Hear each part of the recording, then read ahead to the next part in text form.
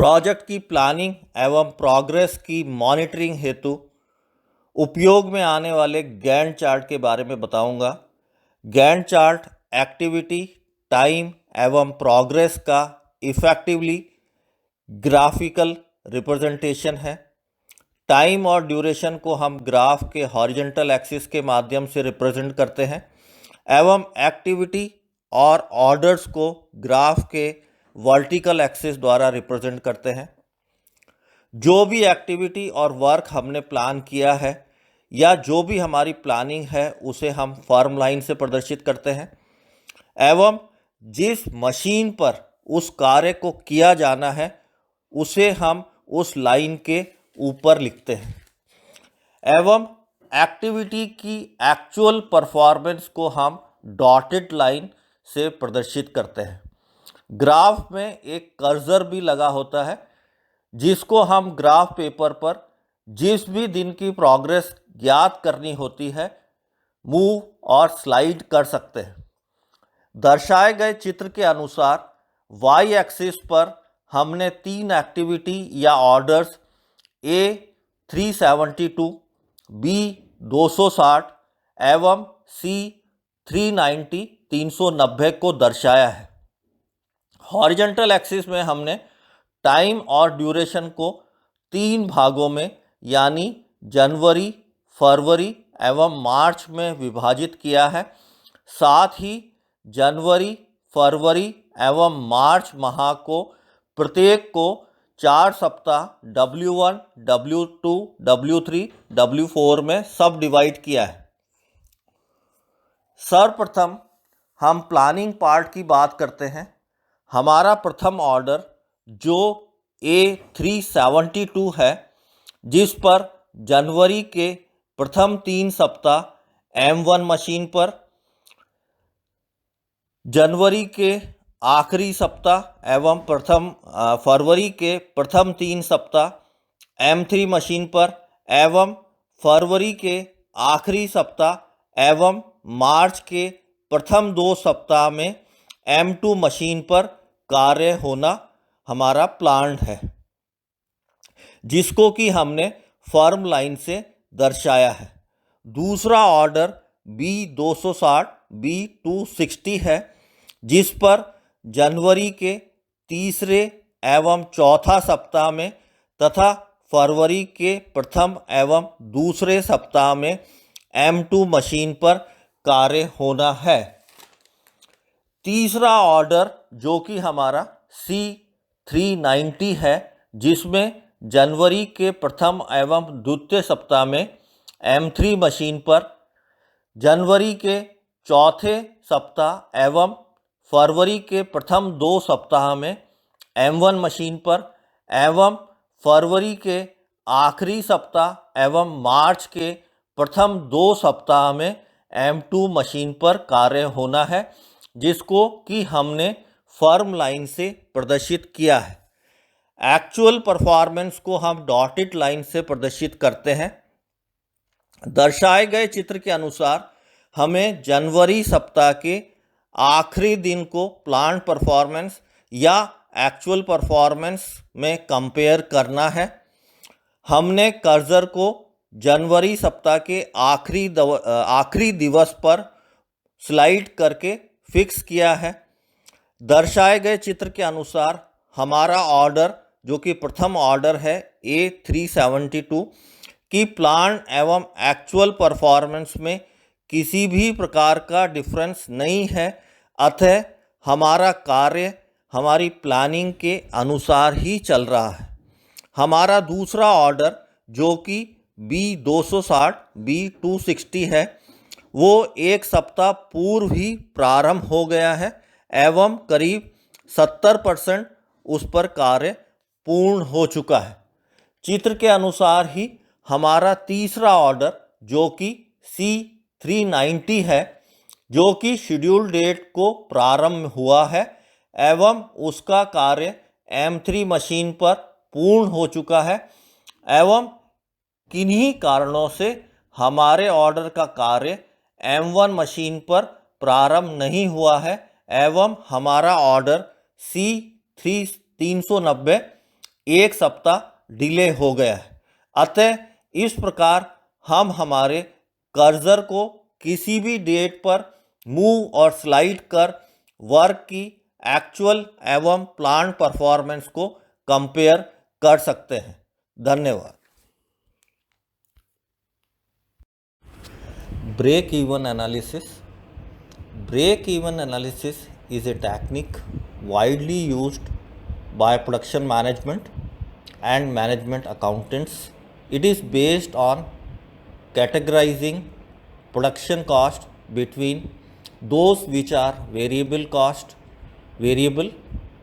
that change when the production output change, अर्थात variable cost वो cost हैं जो कि प्रोडक्शन के साथ में बढ़ती है। जैसे प्रोडक्शन बढ़ेगा तो वेरिएबल कॉस्ट हमारी बढ़ेगी, अगर प्रोडक्शन कम होगा तो हमारी वेरिएबल कॉस्ट कम होगी। And those that are fixed cost not directly related to the volume of the production. Direct cost वो होती है या फिक्स्ड कॉस्ट वो होती है जो कि वॉल्यूम के ऊपर, कितना हम प्रोडक्शन कर रहे हैं उसके ऊपर बेस्ड नहीं होती हैं। Total variable and fixed cost are compared with sales revenue. Break even analysis के अंदर हम जो हमारी total variable and fix cost है, यानी कि जो टोटल कॉस्ट है उसको हम कंपेयर करते हैं विद द सेल्स रिवेन्यू, अर्थात जो सामान बेचने के बाद जो हमें पैसा मिला है उससे, in order to determine the level of sales volume, sales value और production at which the business make neither a profit nor a loss. अर्थात हम जब कंपेयर करते हैं तो वहाँ पर एक ऐसा पॉइंट होता है जहाँ पर कि जब हमारे को ना तो किसी तरीके का लॉस होता है ना ही किसी तरीके का प्रॉफिट होता है, अर्थात जितनी हमारी टोटल कॉस्ट है उतना ही हमें सेल से रिवेन्यू मिला है। इसको हम ब्रेक इवन पॉइंट कहते हैं। Break even chart, it is in its simplest form the break even chart is a graphical representation of cost at variable levels of activity shown on the same chart as the variation of income or sales revenue with the same variation in activity. The point at which neither profit nor loss is made, जहाँ पर उस point के ऊपर जहाँ हमें ना किसी प्रकार का प्रॉफिट है ना ही लॉस है, उस पॉइंट को हम ब्रेक इवन पॉइंट कर रहे हैं। And is represented on the chart below by the intersection of the two lines. अब इसको हम ग्राफिकल माध्यम से हम समझने का प्रयास करेंगे। जैसा कि फिगर आप चित्र के अनुसार एक्स एक्सिस के ऊपर हमने आउटपुट लिया है और जो वाई एक्सिस है उस पर हमने जो हमारा सेल्स रिवेन्यू है, जो हमारा सेल्स से हमें जो पैसा मिल रहा है वो है। इसमें ओ बी जो है वो फिक्स कॉस्ट है एंड जो बी सी जो है वो हमारी टोटल कॉस्ट है, fix cost plus variable cost. And O A जो है वो हमारी सेल्स रिवेन्यू है या इनकम है। अब जैसा कि ग्राफ के माध्यम से शो हो रहा है, दो लाइंस हैं। पहली लाइन जो है टोटल कॉस्ट की है जो कि लाल कलर की है, जो कि बी सी है, एवं दूसरी लाइन है जो ओ ए है, वो हमारी इनकम या सेल्स रिवेन्यू की लाइन है। ये दोनों लाइन जहाँ पर इंटरसेक्ट करती हैं या क्रॉस करती हैं वो पॉइंट है पी, और इसको हम पी को ब्रेक इवन पॉइंट कह रहे हैं।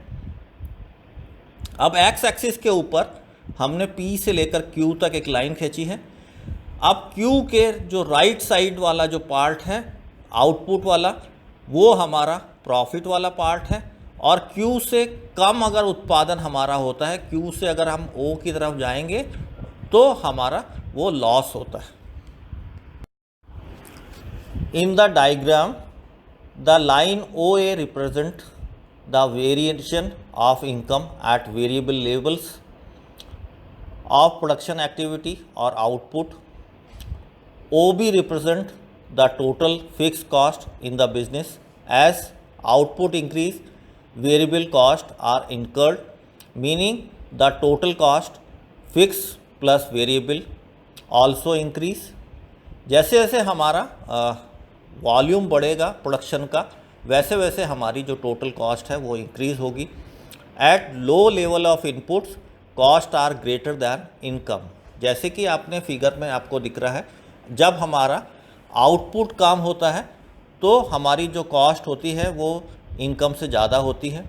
लेकिन at the point of intersection P, जहाँ पर आपने फिगर में देखा P is a break even point, वो at the point of intersection P cost are exactly equal to the income. और जो हमारा P पॉइंट है, उस P पॉइंट के ऊपर जितनी हमारी कॉस्टिंग आई है और जो हमारी रिवेन्यू कलेक्ट हुई है, जो हमारी इनकम है, वो दोनों बराबर है। Hence neither profit nor loss is made. अर्थात इस पॉइंट के ऊपर हमें किसी भी प्रकार का ना तो प्रॉफिट है ना ही लॉस है। अब इसके अंदर दो तरह की कॉस्ट है, fix cost and variable cost, तो ये भी आपको समझना ज़रूरी है। Fix cost are those business cost that are not directly related to the level of production और आउटपुट। फिक्स कॉस्ट वो होती हैं जो कि प्रोडक्शन की कैपेसिटी के ऊपर या आउटपुट के ऊपर डिपेंड नहीं करती हैं। In other words, even if the business has a zero output और हाई आउटपुट, या आपका जीरो आउटपुट है या ज़्यादा हाई आउटपुट है, the level of fix cost will remain broadly the same. अर्थात ये आउटपुट के ऊपर फिक्स कॉस्ट डिपेंड नहीं करती हैं, ये हमेशा ही सेम रहती हैं। In the long term, fixed cost can alter perhaps as a result of investment in production capacity, adding a new factory unit, or though the growth in overhead required to support a larger, more complex business. Examples of fixed cost किन किन से मिलकर के बनी हैं? Rent and rates, depreciation का अर्थात मतलब होता है जब भी हम कोई मशीनें काम में लेते हैं तो उसका वियर एंड टीयर होता ही है, तो wear and tear and efficiency machine का रिड्यूस होती है, इसको हम डेप्रिसिएशन कह रहे हैं। किसी भी कंपनी के अंदर रिसर्च एंड डेवलपमेंट बहुत ज़रूरी होता है, उसमें लगने वाला कॉस्ट। मार्केटिंग कॉस्ट, मार्केटिंग के लिए किसी भी सामान को बेचने के लिए मार्केटिंग बहुत ज़रूरी है, उसमें भी कॉस्ट आती है। एंड एडमिनिस्ट्रेशन कॉस्ट, तो ये सारी की सारी हमारी फिक्स कॉस्ट है। Variable costs are those costs which vary directly with the level of output। अर्थात जो वेरिएबल कॉस्ट होती हैं वो आउटपुट के ऊपर डिपेंड करती हैं, डायरेक्टली प्रोपोर्शनल होती हैं। They represent payment output related inputs such as raw material, direct labour, fuel and revenue related cost such as commission. A distinction is often made between direct variable cost and indirect variable cost. Direct variable costs are those which can be directly attributable to the production of a particular product or service and allocated to a particular cost center.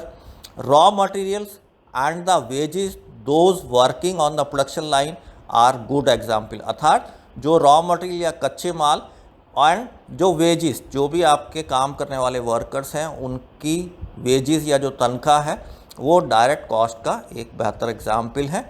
Then indirect cost, variable cost can not be directly attributable to production but they are vary with output. These include depreciation, आपकी machine का जो भी depreciation हो रहा है वो भी indirect cost में आएगा, where it is calculated related to the output or machine hours, maintenance and certain labor costs।